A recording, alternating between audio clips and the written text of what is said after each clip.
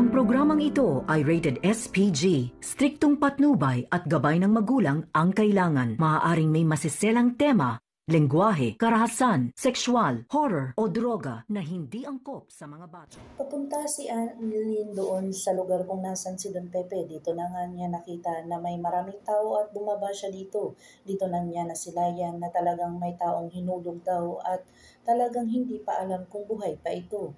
Dito na talaga nagsaliksik itong mga tao na kung saan talagang porsigido silang makuha itong taong hinulog na kung saan dito na nga na ni Annalyn na kung saan diniklara ni Annalyn na ang kanyang lolo ito at talagang porsigido ito na tingnan at talagang tinanong ni Dr. Lindon kung ito ay buhay pa o patay na.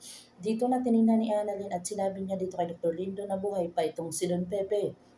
Agad naman siyang umiyak at talagang tinawagan niya ang kanyang tatay at sinabi niya dito na talagang buhay pa itong kanyang lolo dahil sa may hinulog na tao doon sa bangin kung saan si Don Pepe iyon. Dito na ipinagtataka ni Dr. RJ Tanyag at saka ni Giselle at agad-agad silang pumunta doon sa hospital kung nasaan itong si Don Pepe at para makita ito. Dito na kaya matutunghayan na si Zoe at saka si Moira at Balahadja ay magkakampi na kung saan talagang masasabi na ang katotohanan tungkol kay Zoe at ang pagkatao nito.